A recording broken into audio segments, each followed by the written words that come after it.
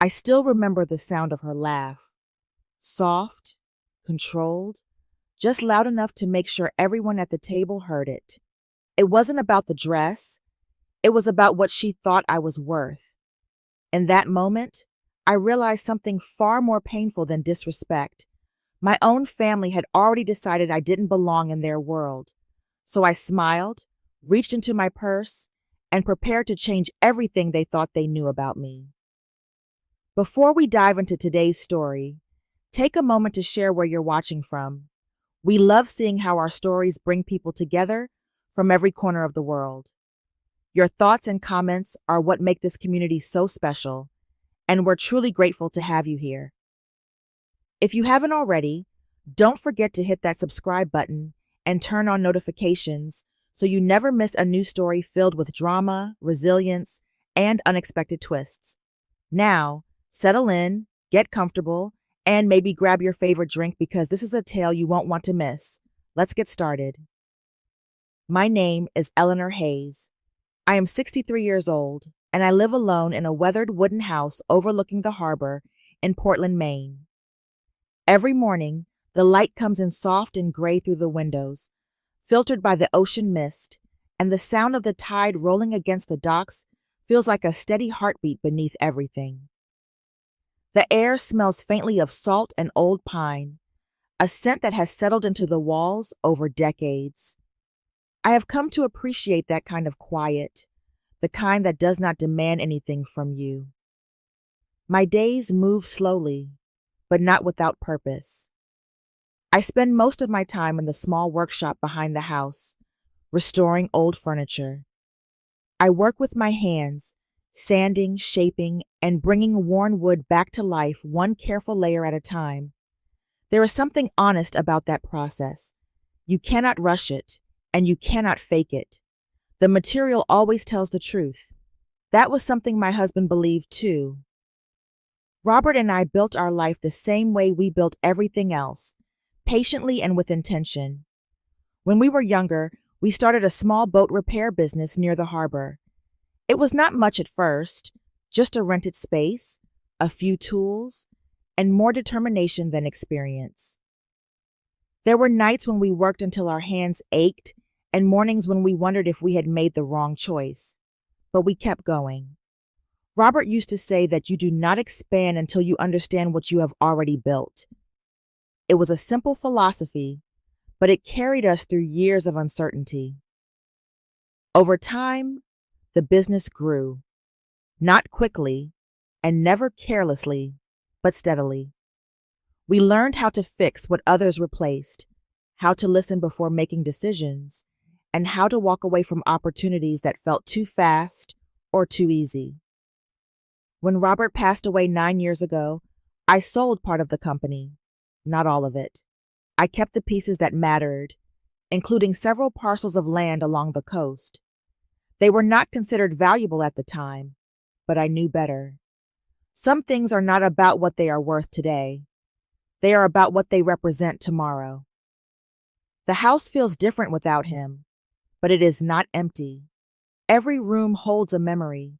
Every surface carries a mark of something we built together. I have learned to live with that kind of presence. It is quieter than grief, but just as constant. My son, Daniel, used to understand that world. When he was a boy, he would sit in the workshop for hours, watching Robert repair engines or adjust machinery. He asked questions about everything: how things worked, why they broke, what made them last. There was a curiosity in him that I always believed would guide him well. Now he lives in Boston, working in finance, surrounded by people who measure time differently. His life moves faster than mine ever did. His conversations have become shorter over the years, more focused on outcomes than on process. Since marrying Vanessa Clark, that shift has become even more noticeable. Vanessa comes from a family that builds wealth through investment and expansion, not through patience. She is intelligent, confident, and entirely comfortable in a world that has never required her to wait. I do not resent that, but I have begun to notice the distance. It did not happen all at once. Changes like that never do. They arrive quietly, shaped by small decisions that seem harmless on their own. But over time, those decisions begin to form a different kind of person. And recently, I have started to feel that something is shifting, not just in Daniel's life, but in the way he sees mine. I do not yet know what that means, but I can feel it, the way you feel a loose thread before the fabric comes apart.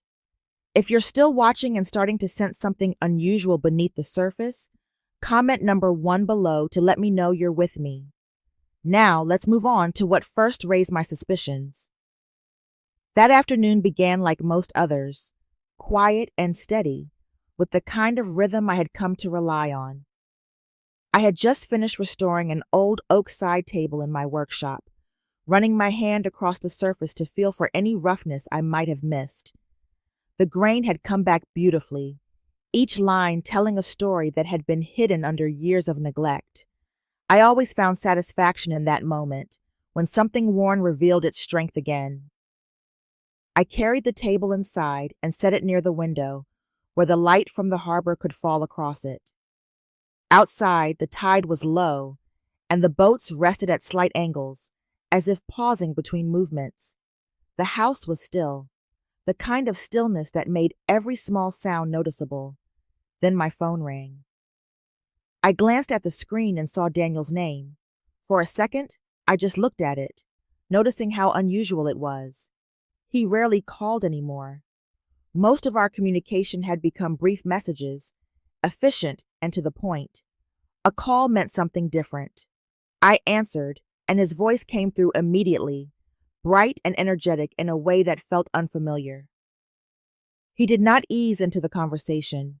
He moved quickly, speaking about a project in Boston, something involving the harbor and a large-scale redevelopment plan. His words carried a sense of urgency, but also excitement, as if he were already standing inside a future he expected me to join. He described it as an opportunity, one that could benefit the entire family, something significant and timely.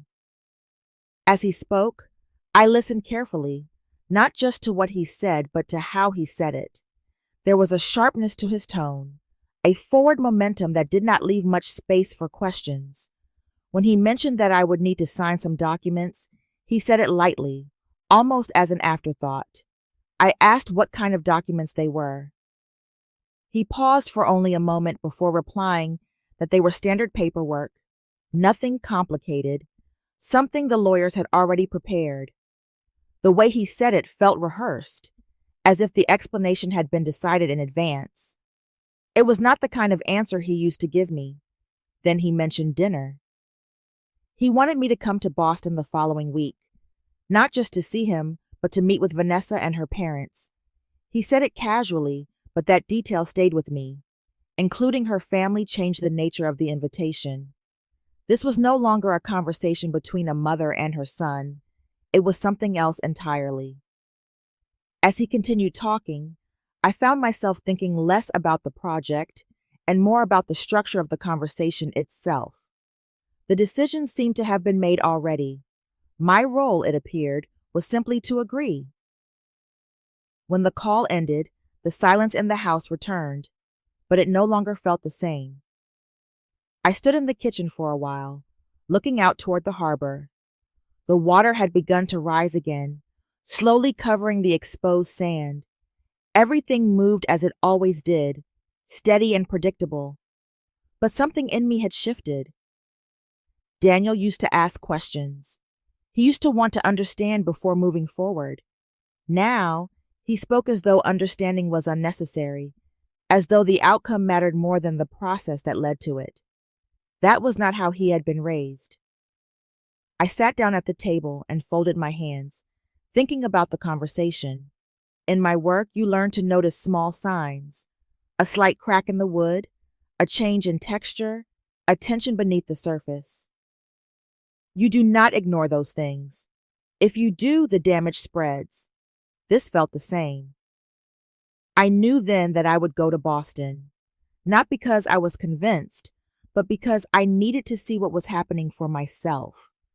Some conversations are not meant to be shared. They are meant to guide you toward a decision that has already been shaped. And this time, I would not let that happen. If you're still watching and feel like something isn't quite right with that invitation, comment number 2 below so I know you see it too. Now, let's get into what really started the tension. The drive from Portland to Boston gave me more time to think than I needed, but I took it anyway. The coastline slowly gave way to highways and denser traffic, the rhythm of the road changing with every mile. By the time I reached the outskirts of Boston, the air itself felt different, heavier somehow, filled with motion and urgency. Glass buildings rose above the streets, reflecting the fading light of the evening, and everything seemed to move with a purpose that did not pause. I parked near the harbor and stepped out into the cool evening air. The water stretched out beside the city, but it did not feel like the harbor back home. This one was framed by steel and glass, polished and controlled. I smoothed my dress gently, more out of habit than concern, and made my way toward the restaurant. Inside, everything was warm and precise. Soft lighting, quiet music, the low murmur of conversations that never rose too high. The kind of place where every detail was intentional. I could feel it immediately. The difference between being somewhere familiar and being somewhere designed for people who already knew how to belong. I saw them before they saw me. Daniel was seated facing the entrance. When he noticed me, he stood quickly, offering a brief smile that did not quite reach his eyes. Vanessa remained seated for a moment longer, then rose with practiced ease. Her posture was perfect, her expression composed, as if she had done this 100 times before. Her parents sat across from them, both of them poised and observant, their attention already measuring the room. I walked toward the table, aware of every step. As I approached, Vanessa's eyes moved over me, not hurriedly, but carefully. From my shoulders to the hem of my dress, her gaze paused just long enough to be noticed. Then she smiled, and a small laugh slipped out, light but deliberate. "Vintage," she said. The word hung there, polished and gentle, but it carried something sharper underneath. Her mother's lips curved into a polite smile, the kind that avoided direct involvement while still acknowledging the moment. Her father leaned back slightly, watching without interruption. Around us, a couple at a nearby table glanced over briefly before returning to their meal. Daniel looked down at the table. That, more than anything else, stayed with me. I took my seat without reacting, placing my hands lightly in my lap. The candle between us flickered softly, casting shifting shadows across the white tablecloth. The wine glasses caught the light, clear and fragile, like everything about the evening. I understood then that the comment was not about the dress. Vintage was not meant to describe fabric or style. It was a way of placing me somewhere outside the room, somewhere behind the pace of everything they represented. It was a quiet line drawn without ever being named. And no one corrected it. I looked around the table, taking in the details, the effortless confidence in Vanessa's posture, the subtle authority in her parents' silence, the way Daniel's shoulders seemed slightly tense, as though he were trying to exist between two different worlds without fully belonging to either. For a moment, I felt the shape of the situation settle into place. This was not a neutral meeting. It was not even a family dinner in the way I had understood it. There were expectations here, roles already assigned, positions established before I had even arrived. I had walked into a room where the terms had been set in advance, and before a single document touched the table, I realized something clearly. I had already been measured. If you're still watching and beginning to question their true intentions, comment number 3 below to stay with me. Now, let's see what happened when I didn't respond the way they expected. The moment after Vanessa's comment passed, the table seemed to settle into a kind of careful normalcy. The waiter arrived with a bottle of wine, pouring it into each glass with practiced precision. No one acknowledged what had just happened. The conversation resumed, but it felt rehearsed, as though we had all agreed to move forward without addressing the line that had been drawn. The table itself was immaculate. Crisp linen, polished silverware, glasses that caught the candlelight just enough to sparkle. Everything about the setting suggested control, refinement, intention, and yet beneath it, there was something else, something less visible but far more important. Vanessa began speaking again, shifting the focus smoothly. She mentioned how well Daniel had been doing at work, how his recent projects had gained attention.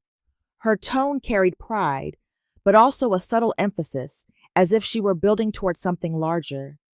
Daniel added a few details, describing a redevelopment project along the Boston Harbor, outlining its scale and potential with the kind of language that belonged in presentations, not conversations. Her father leaned forward slightly, expanding on the idea. He spoke about market trends, investment flows, and the growing demand for high-end waterfront properties. His voice was calm, confident, and practiced. It was clear that this discussion had happened before, many times, in rooms where decisions carried weight. I listened, but I was no longer trying to follow their excitement. I was watching the structure. Then Daniel reached beside his chair and brought out a folder. He placed it on the table between us, the movement quiet but decisive. The sound of the paper touching the surface felt louder than it should have. Vanessa glanced at it and said lightly, "It is just some paperwork." I did not reach for it immediately. Instead, I looked at each of them in turn. They were all waiting, though none of them said it directly. The expectation was clear enough without words. When I finally opened the folder, I did so slowly. The pages were neatly organized, filled with dense legal language and carefully structured clauses. I read each line the way I worked through wood, patiently, paying attention to what was beneath the surface. Vanessa shifted in her seat after a few moments, her fingers tapping lightly against the table.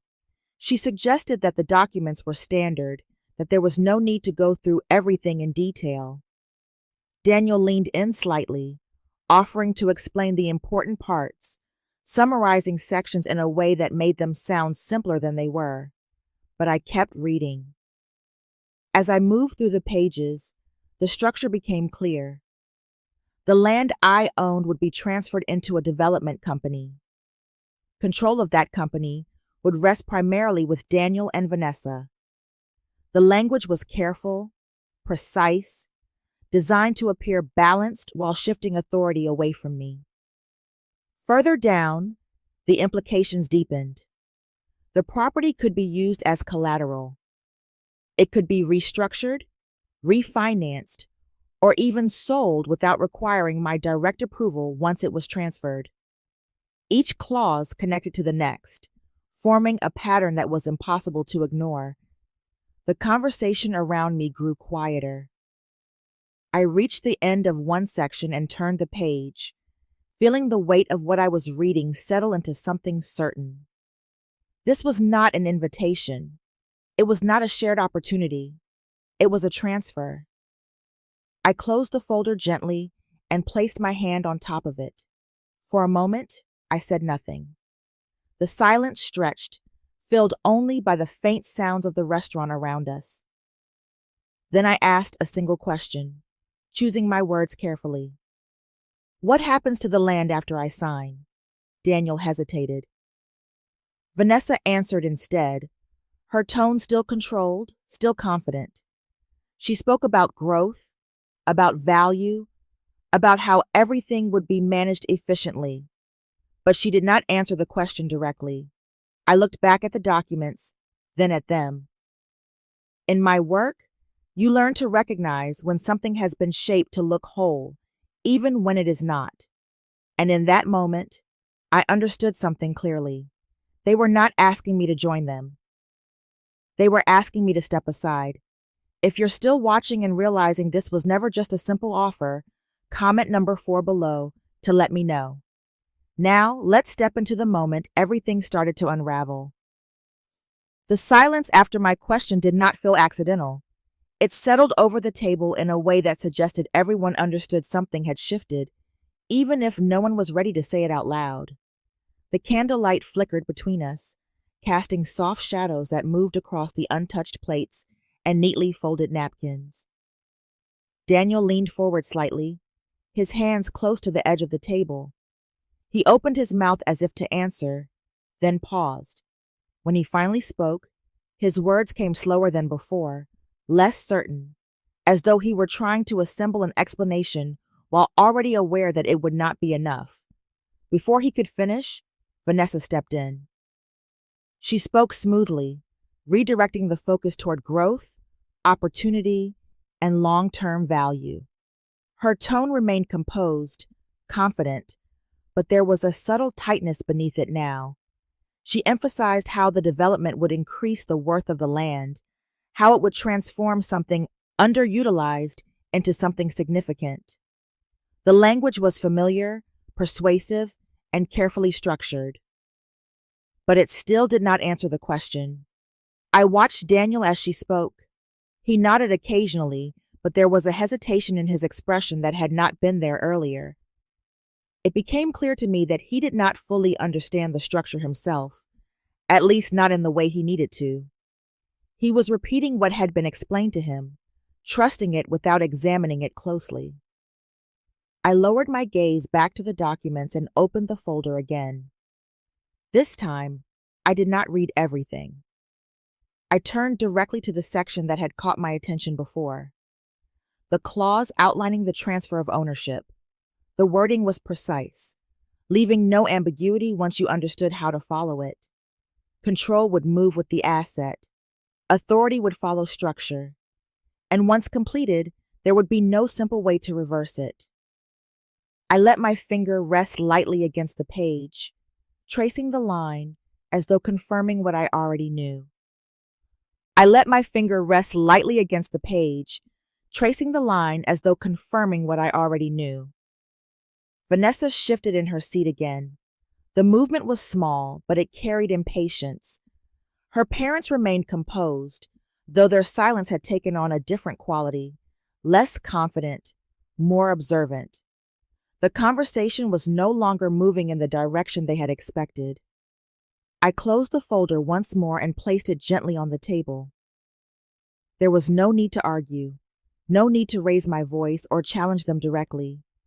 Everything I needed was already there, written in black ink across those pages. And then something else settled into place.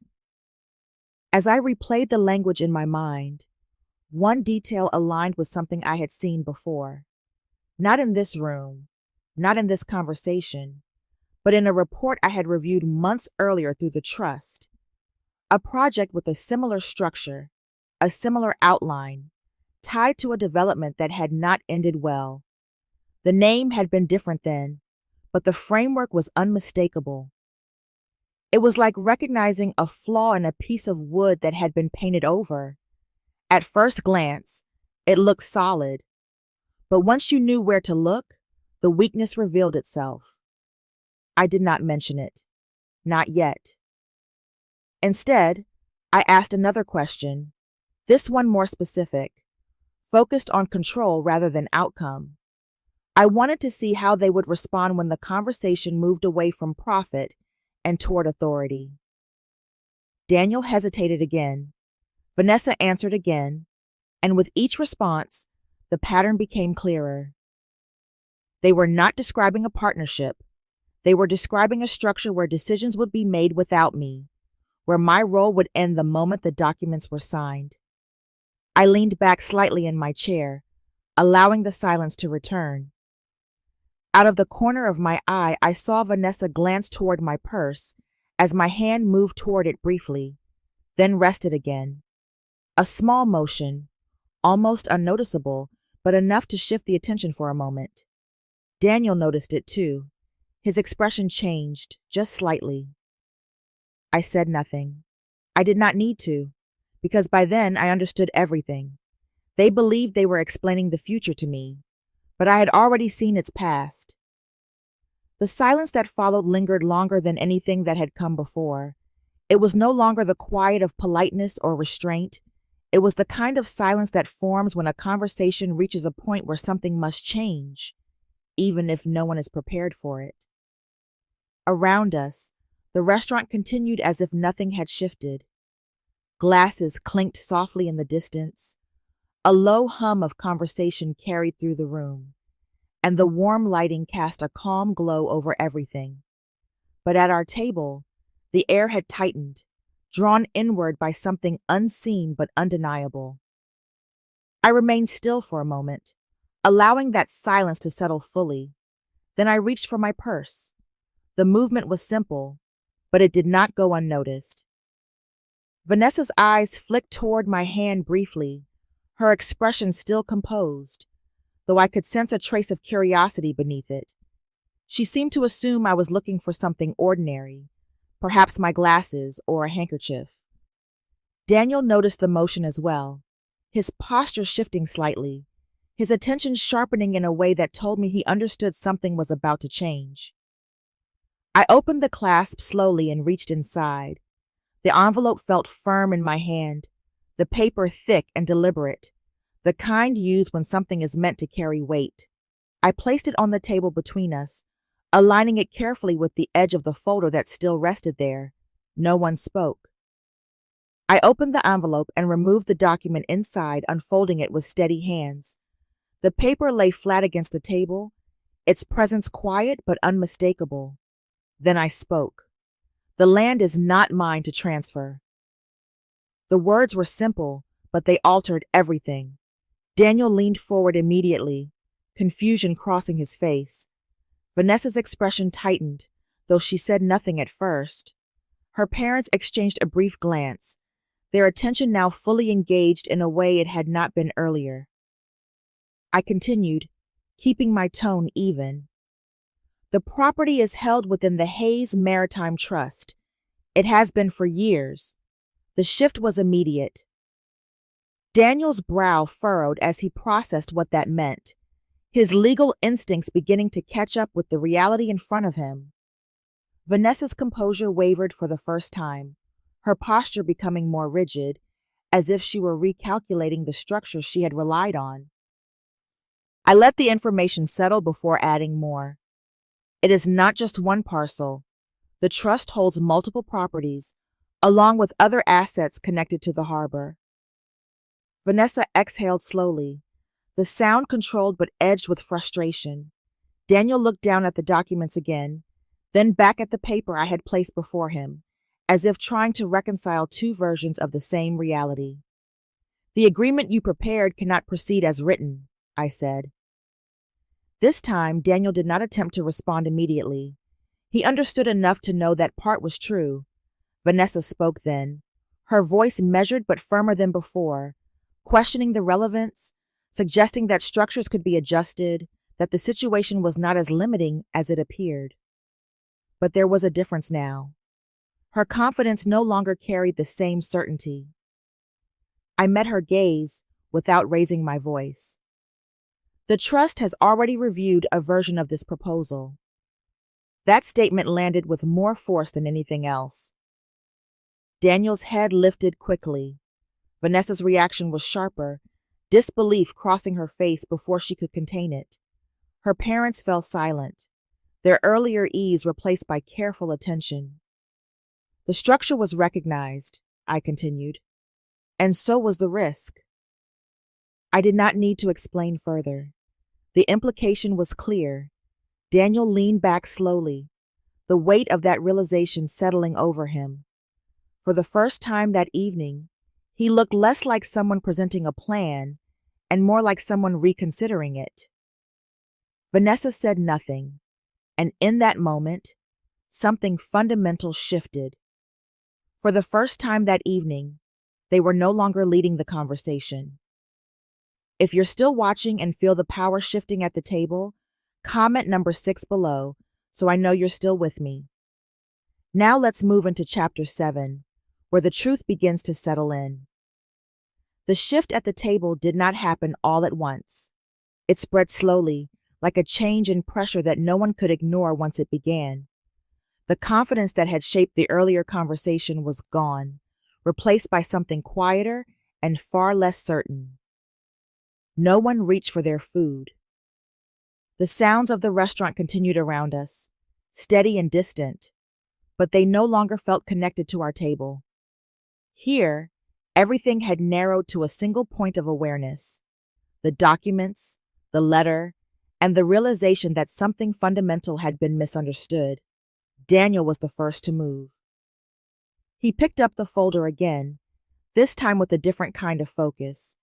His posture had changed, no longer leaning forward with presentation energy, but settling into something more analytical.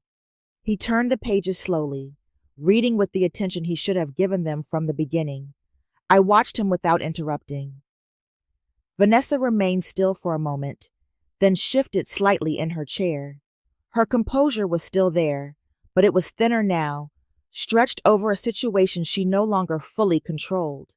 She spoke again, returning to the familiar language of opportunity and growth, emphasizing outcomes, reframing the conversation as though the structure could be adjusted with enough confidence. But the tone had changed. Daniel did not respond to her immediately. His eyes stayed on the page, following the clauses line by line. I could see the moment his understanding deepened, the subtle tightening in his expression as the implications aligned in his mind. He had seen it now, not as an abstract concept, but as something real. He asked a question then, quiet and precise, focused on authority rather than profit. Vanessa answered quickly, but her explanation did not carry the same clarity as before. It circled the issue instead of addressing it directly. Her words moved faster, filling space, attempting to restore direction. Across the table, her parents had grown noticeably quieter. Their earlier confidence had shifted into observation, the kind that comes when experienced people recognize a situation they had not fully anticipated. They exchanged brief glances, subtle but meaningful. The conversation was no longer moving forward.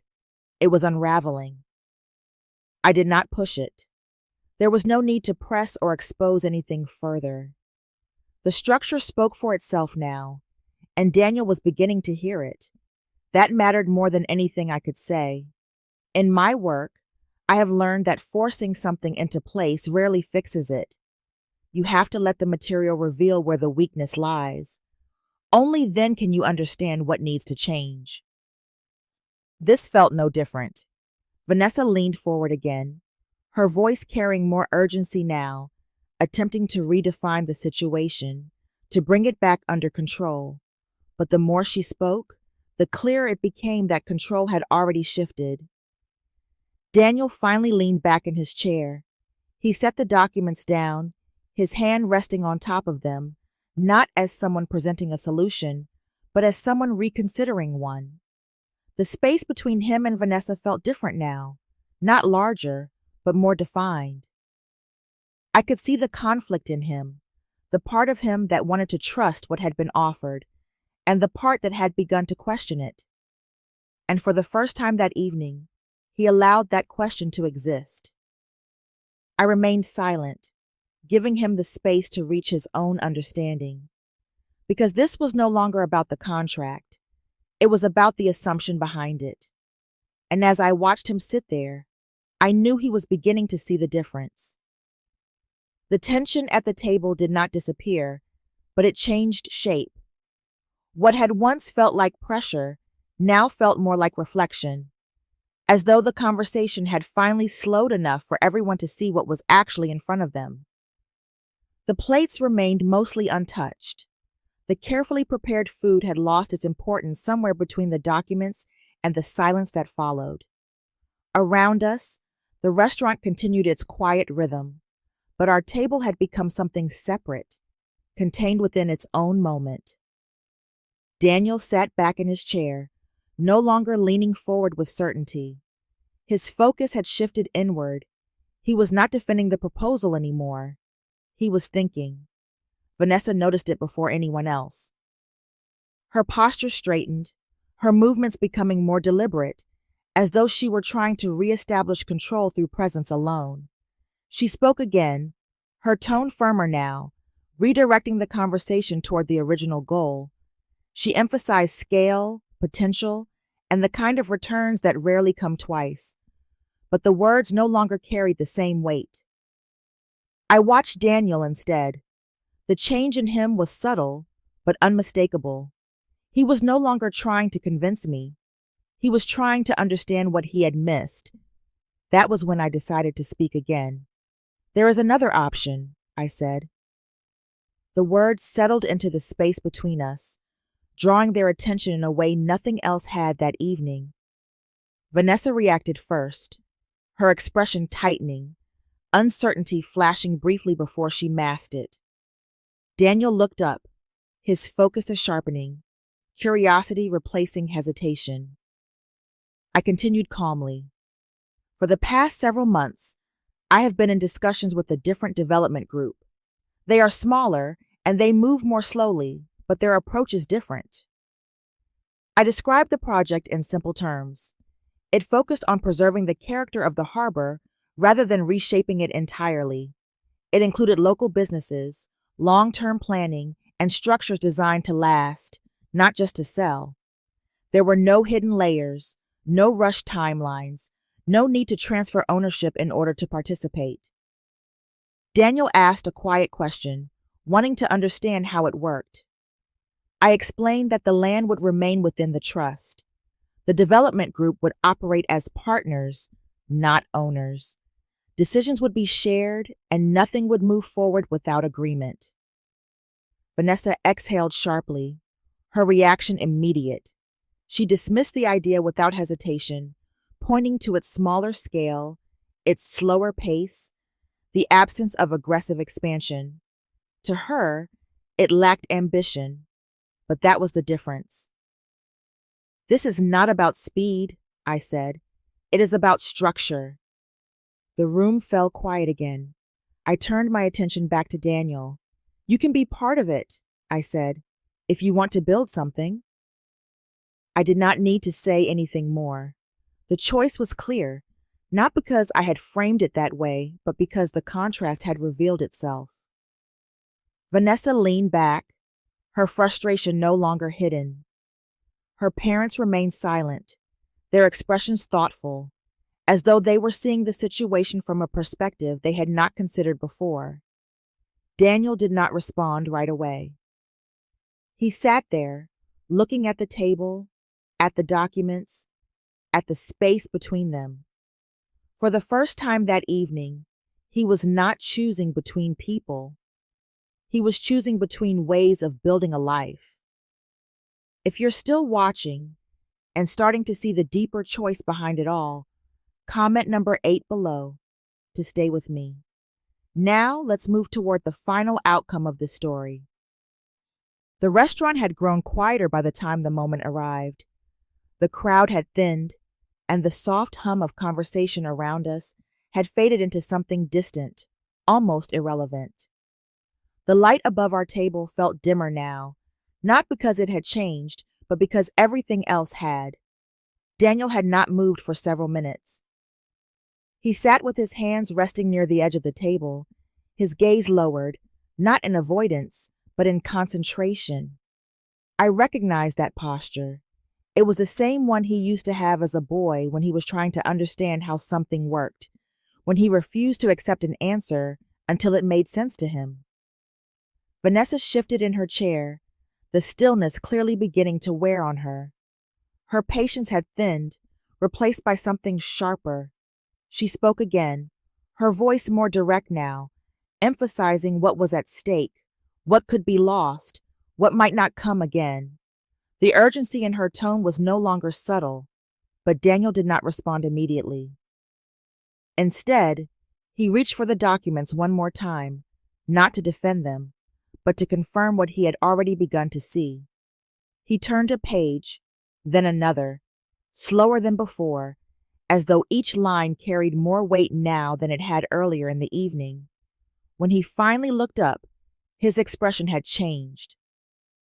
It was not dramatic. There was no sudden clarity or visible resolution, but there was something steady in it, something grounded that had not been there before. He spoke quietly, acknowledging that he should have looked more closely, that he had relied on assumptions instead of understanding. He did not raise his voice, and he did not assign blame. He simply stated what had become clear to him. Vanessa reacted immediately. Her disbelief was visible, though she tried to contain it.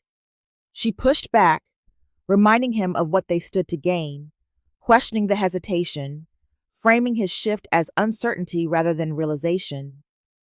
But her words no longer guided the conversation. Daniel listened, but he did not follow. There was no confrontation, no sharp division, just a quiet refusal to return to where he had been. That, more than anything, created the distance. I remained silent. This was not my moment to speak. It belonged to him. After a brief pause, he turned slightly toward me. His voice softened, carrying something more personal now, something that did not belong to the structure of the deal or the language of business. It was not a formal apology, but it was honest, and that was enough. I gave a small nod, not as a resolution, but as recognition. Vanessa leaned back, her frustration no longer hidden.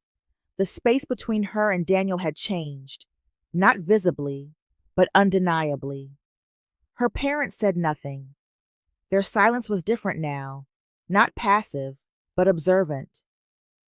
I spoke only once more, briefly, making it clear that the possibility of working together was still there, but only under conditions that respected the structure that had been built long before this evening. Daniel understood. He did not choose me over her. He chose to think for himself. When I stepped out of the restaurant, the air felt cooler than I expected. The harbor stretched out in front of me, dark and steady, reflecting the scattered lights of the city. Boston was still moving, cars passing, people walking, conversations continuing somewhere behind me. But I stood still for a moment, letting the quiet settle in. There was no sense of victory, no satisfaction in having shifted the direction of the evening. What I felt instead was clarity, the kind that comes when something reveals itself fully, without needing to be forced. I thought about how the night had begun, not with documents or contracts, but with something small, a glance, a quiet laugh, a word chosen carefully enough to sound harmless, but precise enough to carry meaning. It had seemed insignificant in the moment, but it had set the tone for everything that followed. The dress. I looked down at it now, smoothing the fabric lightly with my hand. It was not new, and it was not meant to impress anyone. But it was never just a dress. It was what I wore the day Robert and I signed the first agreement for our business. The day we committed to building something we did not yet fully understand, but believed in anyway. It carried the memory of risk, of effort, of years spent shaping something real out of uncertainty. That was the part no one at that table could see. They saw age where there was history. They saw something outdated where there was foundation. And in doing so, they revealed the difference between looking at something and understanding it. The evening had not been about the land, not really. It had been about how people approach what they did not build. Some look at it as something to expand, to leverage, to transform quickly into something larger. Others recognize the weight behind it, the decisions that made it possible, the care required to keep it intact. That difference does not always show itself immediately, but when it does, it changes everything. I thought about Daniel. He had not chosen between me and Vanessa. That was never the real question. What he had done, in that quiet moment at the table, was choose to pause, to look more closely, to question something that had been presented as certain, That mattered more than any outcome. Vanessa had not reached that place. Perhaps she would. Perhaps she would not. Not everyone learns to see beyond the surface at the same time. I turned toward the harbor again, watching the water move beneath the lights. I did not need to prove anything. I only needed to protect what had already been built. Because some people see an old dress. Others see the life that built everything they are trying to claim. In the end, what truly lasts is not the size of an opportunity, but the strength of the foundation beneath it. Time has a quiet way of revealing the difference between what is built with care and what is driven by urgency. Not everything that looks valuable carries meaning, and not everything that appears simple is without depth. The choices people make, especially when no one is watching closely, often define far more than the outcomes themselves. Respect, patience, and understanding are not obstacles to success. They are what allow it to endure. Sometimes, the most important moments are not loud or dramatic. They arrive quietly, in small exchanges, in subtle decisions, and in the way people choose to see one another. Thank you for being here and taking the time to listen. If this story resonated with you, share your thoughts in the comments, and do not forget to follow and subscribe for more stories like this.